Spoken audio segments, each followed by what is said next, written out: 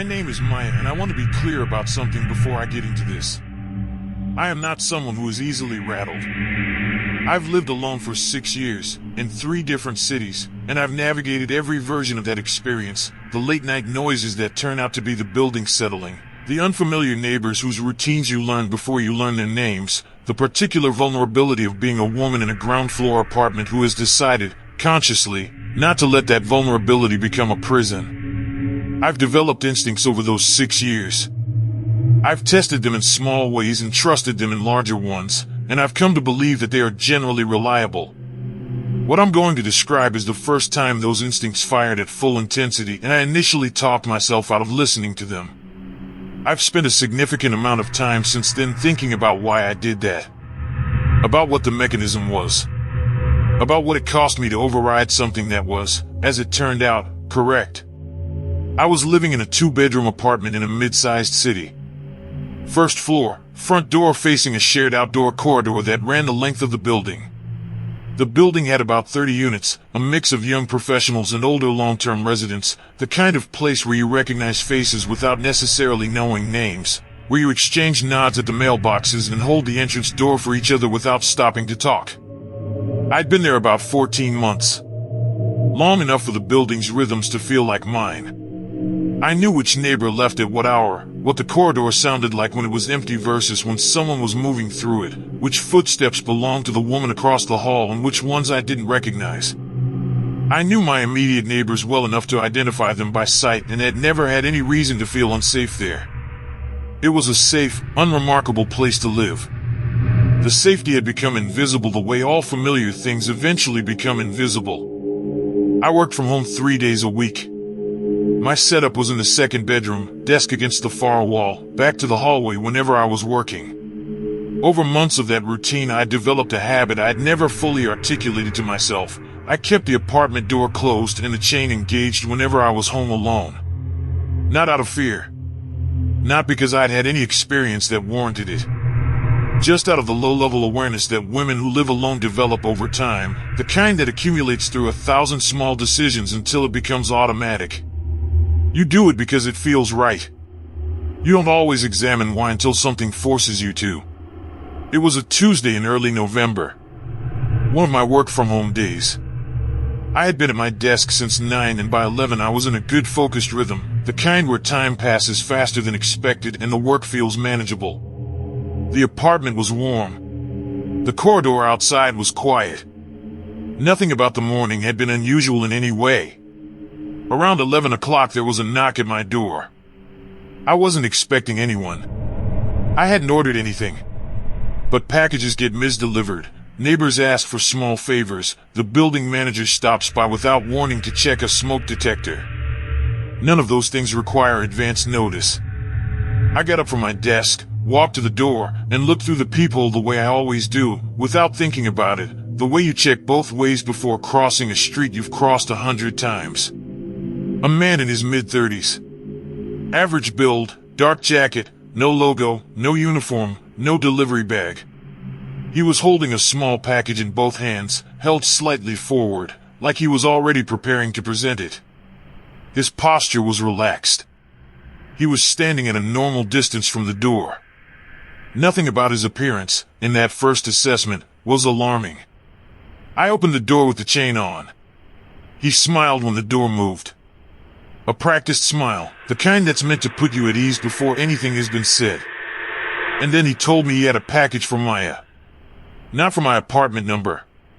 Not for a last name. My first name. I want to sit with that detail for a moment because I've thought about it many times since. Delivery drivers don't know your first name. They have an address, an apartment number, sometimes a last name from the label.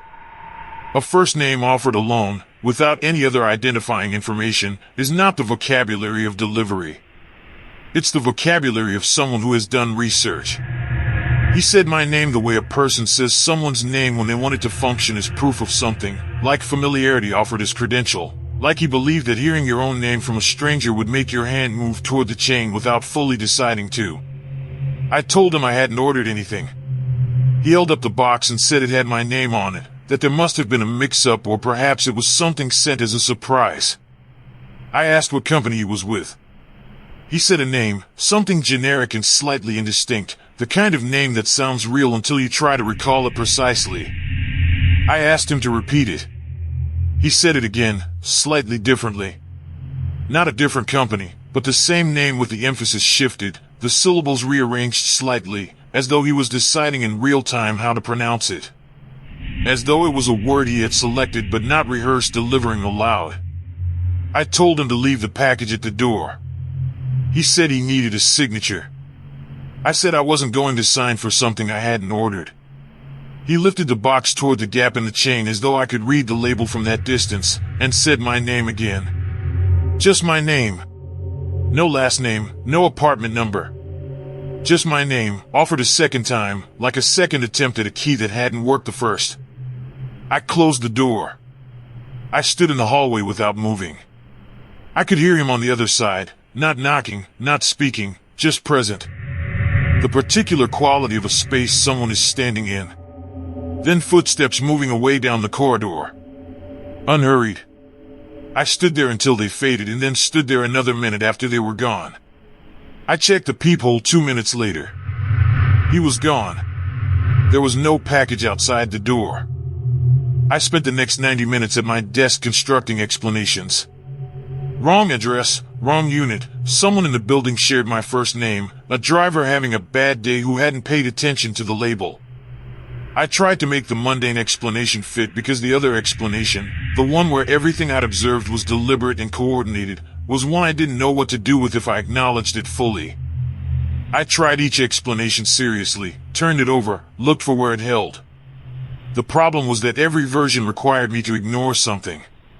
The company name that changed between repetitions. The package that wasn't there when he left. The way he'd said my name, not like information, but like an instrument, like it was supposed to produce a result. I convinced myself enough to stay at my desk.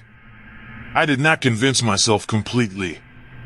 At some point in those 90 minutes, without fully deciding to, I moved my desk chair to a position with a partial sight line to the front door. I noticed I had done it. I didn't move it back. He came back at 1:15. 3 knocks, same cadence. I was already at the peephole before I'd fully registered the sound. The chair. I had moved the chair without acknowledging why.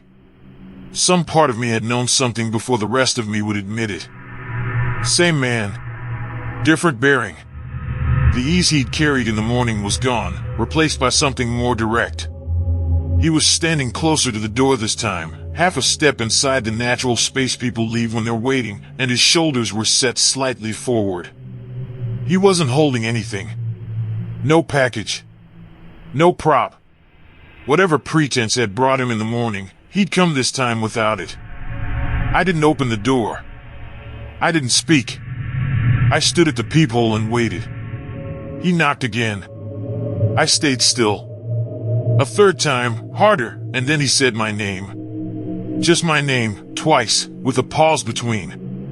Not is anyone home, not delivery, not any of the words a person uses when they have a legitimate reason for being at a door and want to communicate it. Just my name, in a flat and deliberate tone. Not frustrated. Not desperate. The tone of someone who had not been surprised by the silence and was not deterred by it. The tone of someone for whom patience was part of the plan. Then he left.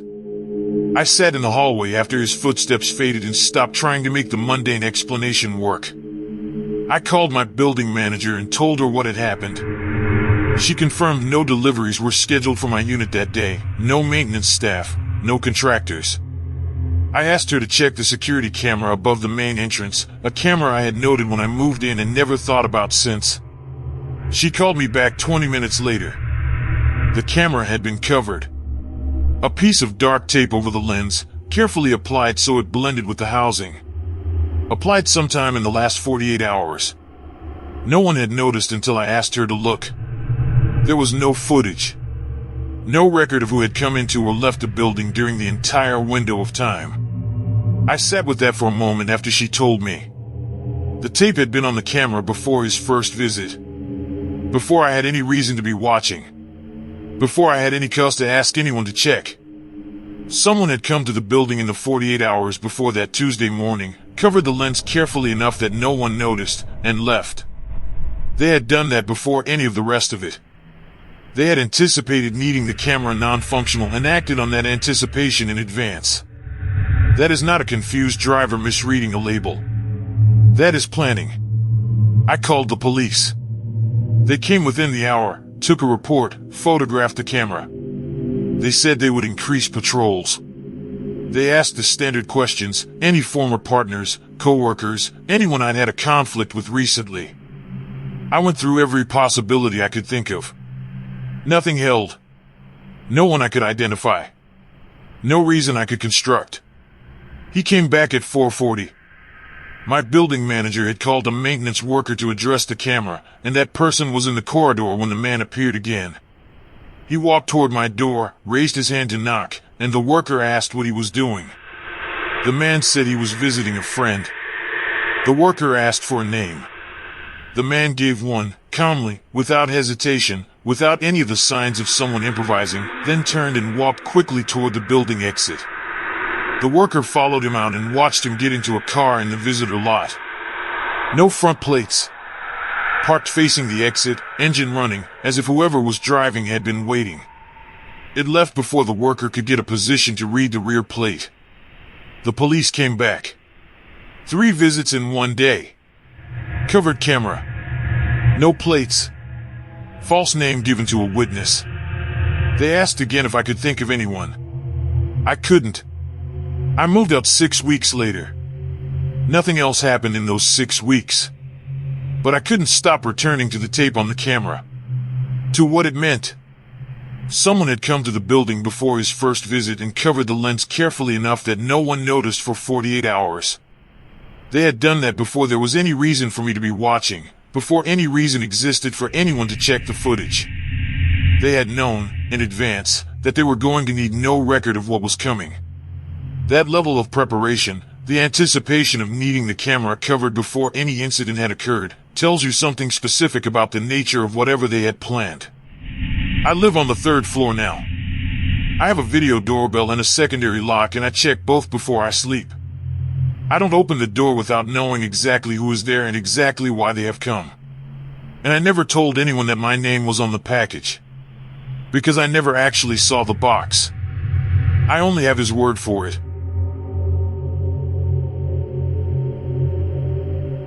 I'm going to tell you this exactly as it happened because the details matter, and I've been careful over the years to preserve them accurately. Not the way memory usually works, where time softens the edges and rearranges things into a more comfortable shape. The raw version.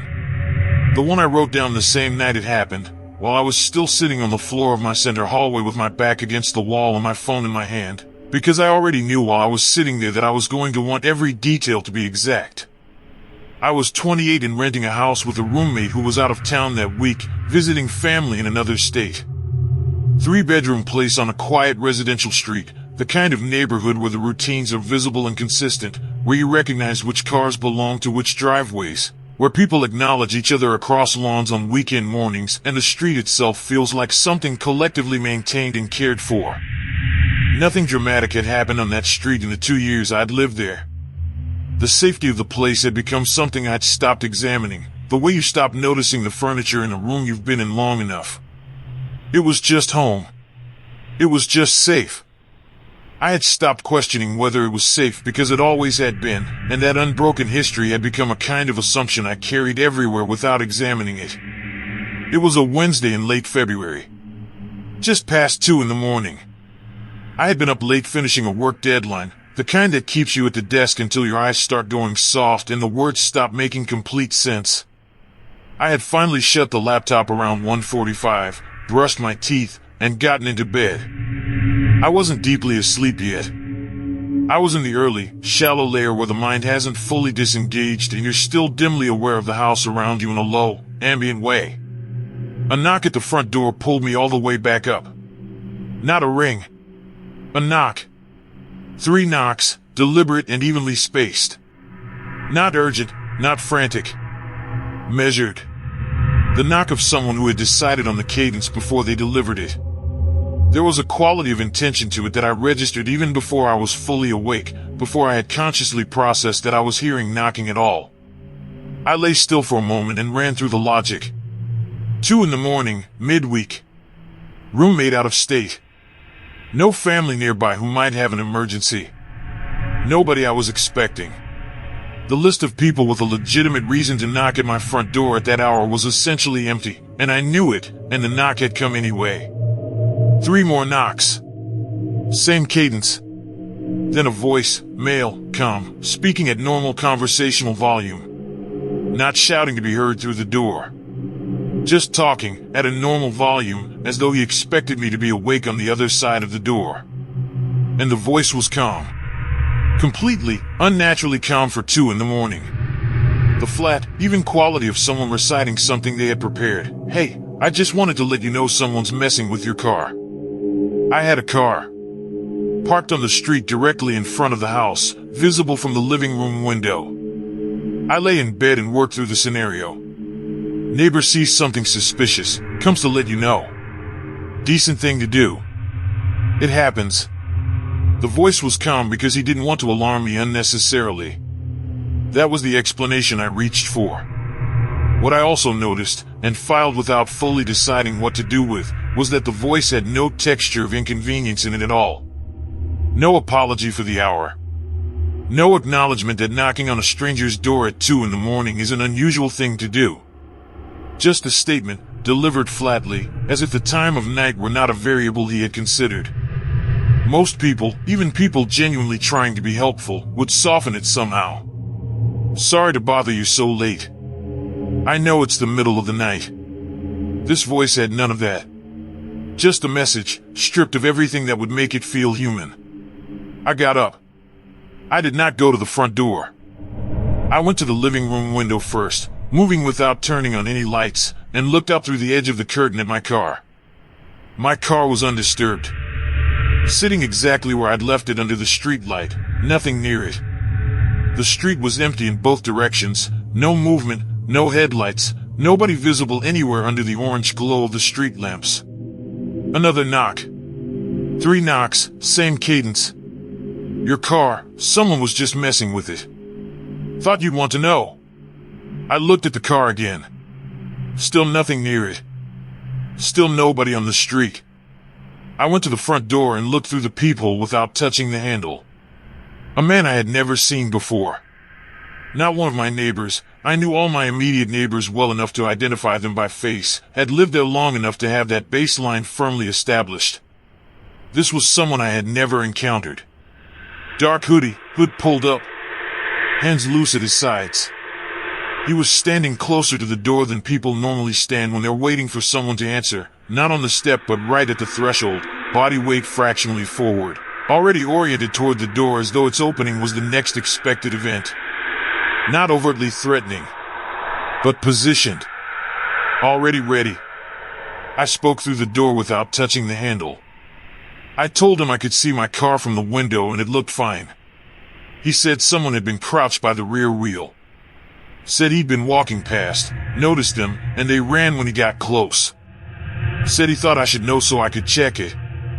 His explanation was sequential and organized, the specific quality of an account that has been prepared rather than assembled spontaneously in the moment. I told him I appreciated it and I'd check it in the morning. He said I should probably check tonight. Before I drove it. In case there was damage to the tire that I'd want to know about before I put weight on it. I said again that I'd check it in the morning.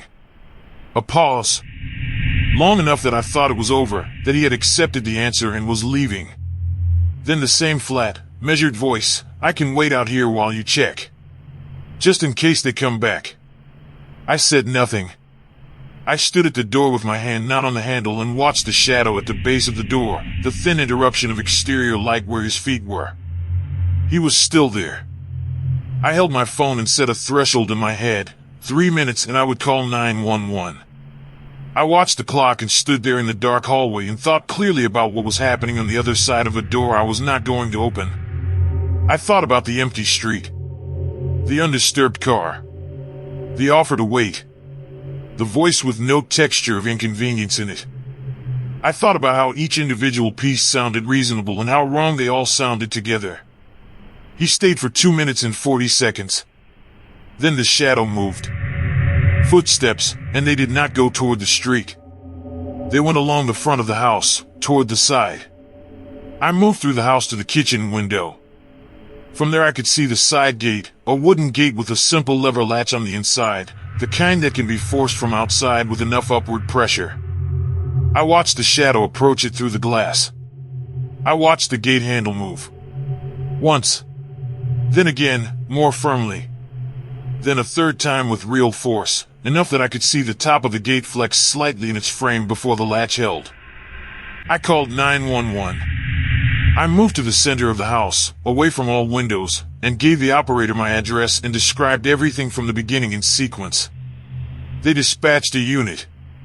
While I was on the phone, I heard footsteps moving back along the side of the house toward the front, and then the sound of someone walking away down the street at a normal pace. Not running. Just walking, as if nothing had happened, as if there were no urgency at all. Then nothing. Police arrived in 4 minutes. They checked the entire perimeter carefully. The gate latch was deformed, bent outward where someone had applied significant lateral force trying to open it. Recent damage. Not weather, not age. Someone had tried very hard to force it and it had held. Nothing else on the property had been disturbed. My car was completely untouched, all 4 tires intact, nothing near the rear wheel. There had been nothing wrong with it. There had never been anything wrong with it. The officer who took my statement told me the car approach was documented. Known cases of people using this specific method to get someone to come outside or to open a door. It was designed specifically to give you a concrete, practical reason to act, something that overrides the instinct not to open the door at 2 in the morning. That makes the cost of not answering feel real and immediate while the cost of answering feels abstract and unlikely. He said that once you step outside, you've surrendered the protection of being inside a locked structure, and that changes the nature of the situation entirely. He said the indicator that this wasn't a genuine concerned neighbor was the persistence, the offering to wait, the refusal to leave when I declined, and then the movement toward the side of the house rather than toward the street. He said I had done exactly the right thing by not opening the door. I asked what would have happened if I had. He said he didn't know. Then, probably nothing good. What I've thought about most in the years since that night is not the gate latch, though that was frightening. It's the timeline. He moved toward the side of the house while we were still talking. While I was still at the door saying I'd check the car in the morning. He had already decided, before our conversation was finished, that the door wasn't going to open and that he needed to move to the contingency. He didn't wait for the rejection and then adapt. He was running both plans simultaneously, the door and the gate, and switched to the second one before the first had fully failed. Which means the car story was never the actual plan. It was the first door. And the second door was already in motion before the first conversation had ended. I replaced the gate latch with a steel deadbolt. I installed a camera that covers the entire side of the house. I have a motion sensor floodlight on the side yard now. I don't answer the door after midnight. Not for any premise, however reasonable it sounds, however practical the reason, however genuine the concern in the voice. Most things can wait until morning. Everything that's actually fine can wait until morning. I've driven past that house many times since. The street looks exactly the same. The neighbor across the way still mows his lawn on Saturday mornings. Nothing about it looks like the kind of street where something like this would happen. That's the part one think about the most, not the event itself, but the fact that it looked like any other street, because it was any other street. That's how these things work. The street doesn't change. The house doesn't look different. The danger arrives in a voice at the door, in a calm that's just slightly wrong, in footsteps that move the wrong direction. You only notice the difference if you're paying attention to the right things. I'm paying attention now. My name is Sophia, and this is the story I tell least often. Not because it's the most frightening thing that's ever happened to me, it isn't, exactly, but because it's the one where I made a decision I can't fully defend, and telling it requires admitting that clearly, without the softening that time usually provides. I made a choice I knew was questionable while I was in the process of making it. I've reconstructed the reasoning many times since then. I understand every piece of it. I can follow every thread of thought I was having in the moment and trace exactly why each one felt sufficient. The understanding has never made me feel better about it. That's the part of this story that doesn't resolve, and I've accepted now that it probably never will. I was 32, living with my partner in a house we had bought the year before. Good neighborhood in the specific way that phrase actually means something, neighbors who acknowledged each other, a block association that functioned. The kind of street where you recognize the cars and the dog walkers and the general rhythm of who left for work when and when the recycling went out. We had been there 18 months. Long enough for the house to become genuinely ours, inhabited in a deep way rather than just occupied. The sound the heat made coming on at night. The specific squeak of the third stair from the top. The way the light came through the back window in the late afternoon and lit up the kitchen in a way I had come to look forward to every day. The particular way the front door settled when it closed fully. That kind of familiarity. The kind that makes you feel, without examining the assumption, that you understand the space you're living in and are secure inside it. I had that feeling completely. It had never been wrong before. My partner worked 3 evenings a week, Tuesday, Thursday, Saturday, on shifts that ended at 11. On those nights I was alone in the house from around 6 until she got home. I had been living with that schedule for all 18 months we'd been there, and it had long since stopped registering as anything other than normal. 3 evenings a week of quiet. Nothing to think about. I used those evenings for reading, for cooking slowly, for the kind of thinking that's hard to do when someone else is home. It was a Thursday in March. Around 8:30 in the evening I was on the couch with a book when there was a knock at the door. I set the book down and went to the peephole. A man I didn't recognize, probably in his late 40s. Wearing work clothes, dark jeans, a heavy canvas jacket with genuine wear along the cuffs and at the collar, the kind of jacket that only looks that way after years of regular use. Not assembled to create a certain impression. Not recently purchased to look like something. The actual jacket of someone who had been wearing it for a long time, who had put it on too many mornings to count. He looked tired in a physical way, the tiredness that settles into someone's posture and the way they hold their weight at the end of a genuinely long day. Not performed. Real. I opened the door with the chain on. He apologized for disturbing me before he said anything else. Not the performed politeness of someone running a prepared script, but the specific genuine awkwardness of a person who doesn't like asking strangers for favors and is doing it anyway because they've run out of other options. He said his truck had broken down 2 streets over. His phone had died. He just needed to make one call to his wife so she could come pick him up. He said it quickly, compressed, like he was conscious that he was imposing and wanted to take as little of my time as possible. Like the brevity of the ask was its own kind of courtesy.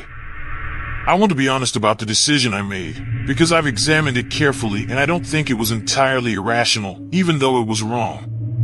Every observable element was coherent with his story.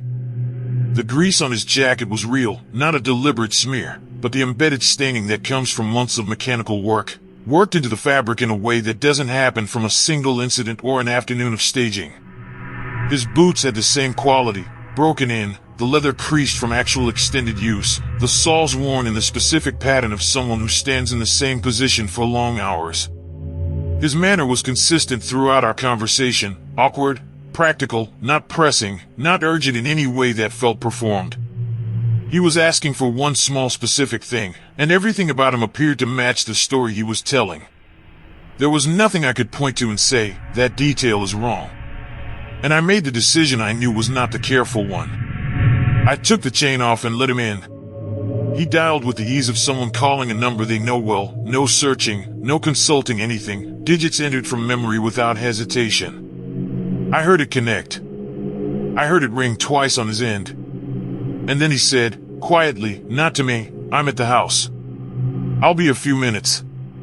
I registered it immediately. Not a house. The house.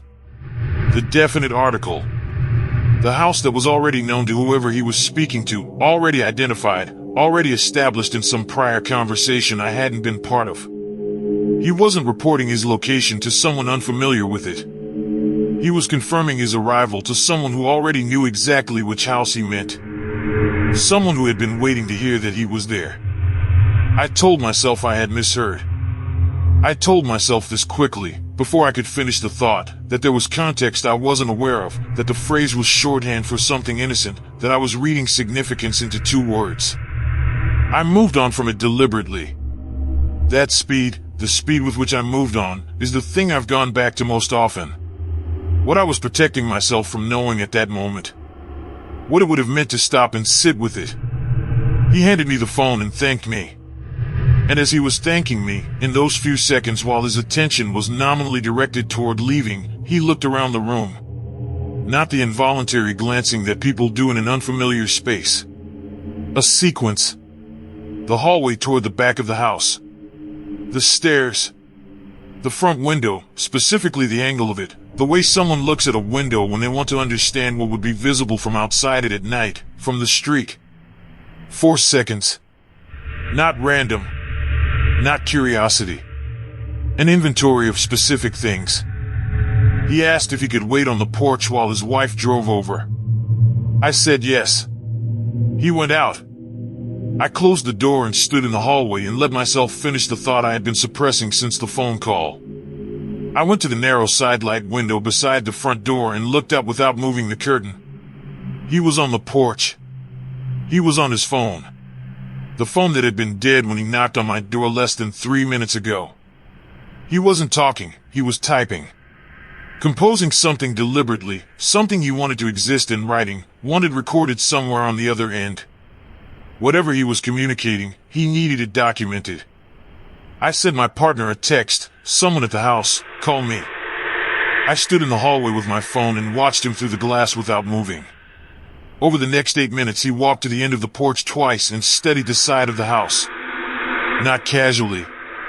The way you study something when you need to remember its dimensions accurately, the gate, the corner where the fence met the foundation, where the side yard was accessible from the street, how high the fence ran. He spent time on each thing. He went back to typing after each look. Then a car came, he walked down the porch steps without looking back, got in, and it drove away without stopping. I called my partner. She came home early. We called the police. The officer who took our statement said something I have returned to many times since. She said that in a significant proportion of planned residential break-ins, the careful, premeditated ones, the ones that show evidence of forethought, there is a prior visit. Someone comes to the house before the actual attempt under a sympathetic pretext, and uses that access to gather specific information, where the entry points are, what the security setup looks like, how many people are home and when, what the interior layout suggests about the best approach. She said the 3 pretexts she encountered most often in those prior visits were asking for directions, reporting something wrong with a vehicle, and asking to use a phone. All 3. The pretexts from the stories before mine, and the one I had just invited inside my house. I asked her what they typically did with the information they gathered on those prior visits. She said they assessed. They looked at what they'd found, how many people were home, what the security situation was, whether the layout made the property worth pursuing, and then they made a decision. Sometimes they proceeded. Sometimes they didn't. The absence of a follow-up incident, she said, was not always evidence that the visit was harmless. It was sometimes evidence that the assessment had gone against it. Nothing happened afterward. No one came back. Nothing was taken or broken or attempted. But the officer's framing, the prior visit as reconnaissance, as information gathering before the event, means the absence of a follow-up doesn't necessarily mean the visit was harmless. It might mean they found what they needed and made a different assessment about the risk. It might mean something else interrupted whatever had been planned. It might mean they had everything they needed and simply chose not to proceed for reasons that had nothing to do with me or with anything I had done. I will never know which. What I know is that he said the house. That he looked at the hallway, the stairs, and the window in that specific order. That he spent 8 minutes on a dead phone measuring the exterior of the place where I lived. That someone was on the other end of that phone, receiving information, waiting to know he had arrived. The chain was on when he knocked. I chose to take it off. I made that choice with full awareness that it wasn't a careful one, and I made it anyway. That choice is mine. I made it knowingly. Some things you learn exactly once. I hope this was mine. I've thought about the sequence of the look many times. Not the fact that he looked around. People look around in unfamiliar spaces. That's normal. It was the order of it. The hallway, then the stairs, then the window. That order isn't curiosity. Curiosity would be random. What catches your eye? What's interesting? That order is functional. The hallway tells you what's behind the main living area. The stairs tell you whether the house has an accessible upper floor. The window tells you whether the front of the house is visible from the street, whether there's cover, whether someone watching from outside would be able to see in. Those are three specific pieces of information that a person would want if they were assessing a property. They are not the things a tired man waiting for a phone call would naturally look at. He looked at exactly the things he needed to look at. In exactly the order that made sense if looking was the reason he was there.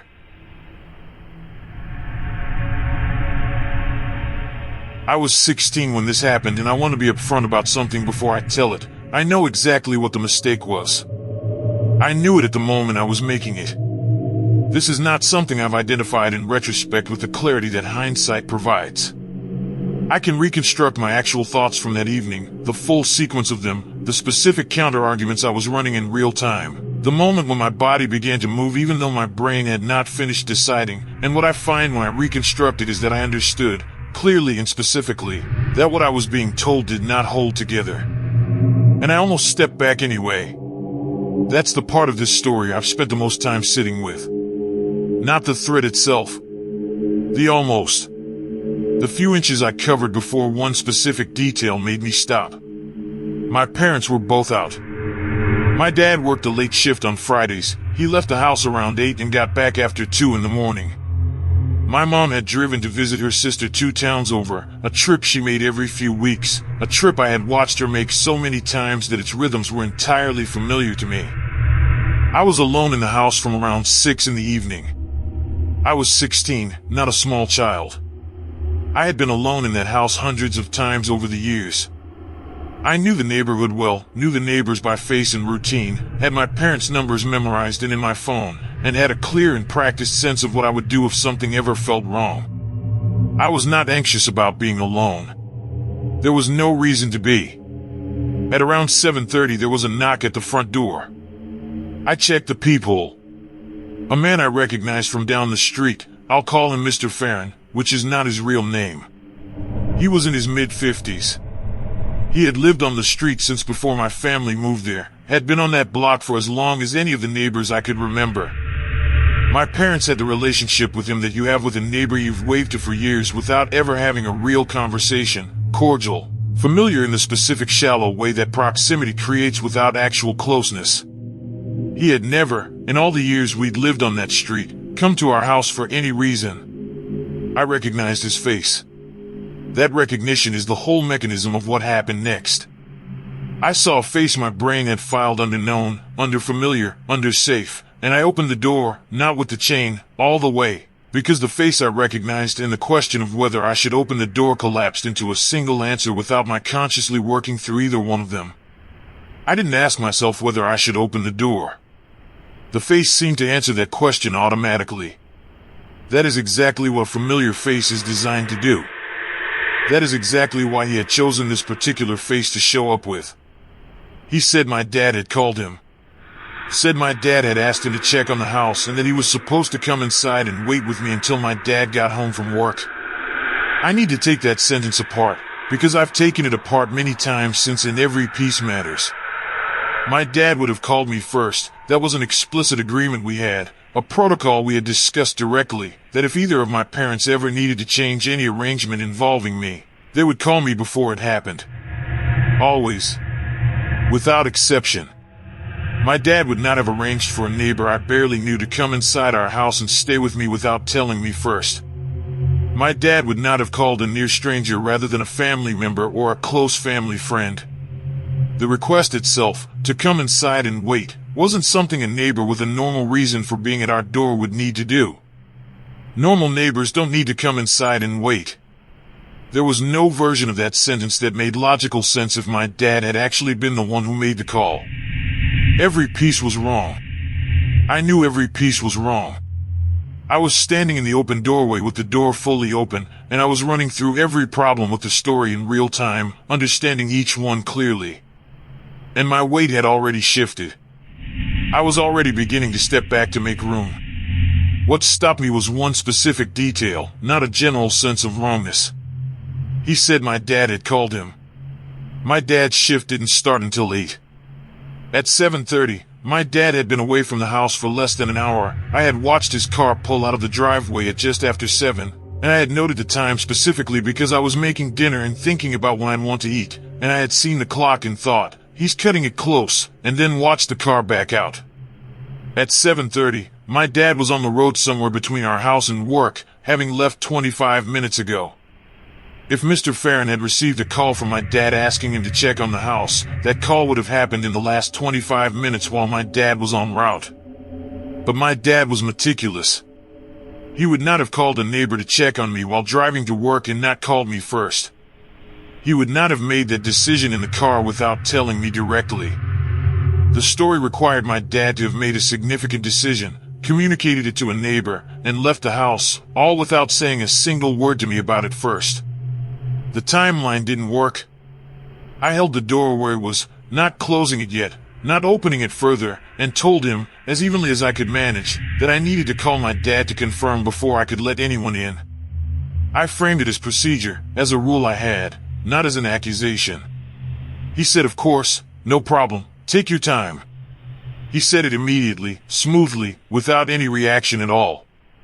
Without the mild offense or the brief pause that a person gets when you've essentially implied you don't believe them. Without adjustment. Without anything. Just a smooth assurance and then complete stillness, waiting to see what I would do next. That smoothness was its own signal. A person with a genuine reason for being at my door at 7:30 in the evening, delivering a real message from my father, would have had some response to being told they weren't trusted. Understanding. Mild frustration. An explanation. He had none of those things. Just the waiting. I closed the door. I called my dad from the hallway, standing where I could see the shadow at the base of the front door. He picked up on the second ring. He was at home, still getting ready, not yet on the road. He had not called Mr. Farron. He had not asked anyone to come to the house. He had not spoken to anyone in the neighborhood that day. There was a pause on the line. The specific kind of pause, the brief silence of a parent who has just understood something and is deciding how to respond without transmitting the full weight of what they're feeling to a 16-year-old standing alone in a hallway. He told me to lock the front door immediately, don't open it for anyone, he was leaving right now. He said he would be there in 12 minutes. I looked through the peephole. Mr. Farron was still on the porch. Not knocking. Not leaving. Standing there, hands at his sides, facing the door. Just waiting. The absolute stillness of someone who had expected this outcome and had already decided how long to stand there before leaving. The patience of someone whose plan was still in progress, not someone who had been caught. There was something about that stillness that was worse than any aggression would have been. Aggression would have meant something had changed. The stillness meant nothing had changed. It meant this was still proceeding exactly as whatever had been planned. 4 minutes. I counted them on my phone clock, standing in the hallway, not moving, watching the shadow at the base of the door. Then he turned and walked down the porch steps and down the street in the direction he had come from. Not hurrying. Just leaving, the way someone leaves when they have decided they are done. My dad arrived 11 minutes later. We called the police together. They came, took the statement, and said they would go speak with Mr. Farron. What they found, Mr. Farron had moved out of his house 2 weeks before that evening. The house was vacant. No forwarding address had been left. Whoever had come to my door had either been him, returned to the street he had recently vacated, for reasons that were never explained to my family, or had been someone who had researched the neighborhood carefully and thoroughly enough to know which face would be recognized and trusted at my door on a Friday evening when my parents were both away. He had lived on that street long enough to know our routines. Long enough to know my dad worked late on Fridays. Long enough to know which face I would open the door to without putting the chain on first. He had done the research. He had identified the right credential. He had constructed a story built around things he actually knew, specifically knew, about my family and my house and my schedule. He just hadn't accounted for one thing. For the fact that I knew my dad's schedule as precisely as he did. That I had watched the car leave and noted the time. That the specific detail he had relied on to make the story hold together was also the specific detail that broke it. I've thought about the other version of that evening many times. The version where my dad had left earlier that day, or worked irregular hours, or where I simply hadn't been paying attention to the clock when the car backed out of the driveway. The version where that detail wasn't available to me. Where I finished shifting my weight and stepped back and held the door open. The margin is one fact. One specific, correctly remembered fact about a work schedule. That's how close it was. I don't open the door for familiar faces without running the rest of the check anymore. Recognition is not the same as legitimacy. A face you know can be the exact credential someone uses against you, precisely because it's the one you'd be least likely to question. The familiar face is the point. The familiar face is the whole plan. He knew my dad worked late on Fridays. He just forgot that I knew it too. I've thought about how many houses he might have approached that same evening. Whether ours was the first stop or the third or the fifth. Whether someone else on another street, with a different face at their door, had opened it. Whether the research he had done, the routines, the schedules, the familiar faces, applied to more than one house on more than one street. Whether the moving out 2 weeks before the visit was part of the plan from the beginning, a way to be recognizable without being traceable. I don't know the answers to any of those questions. What I know is that the research was real, the planning was real, and the familiar face was the instrument. Pay attention to the thing they expect you not to question.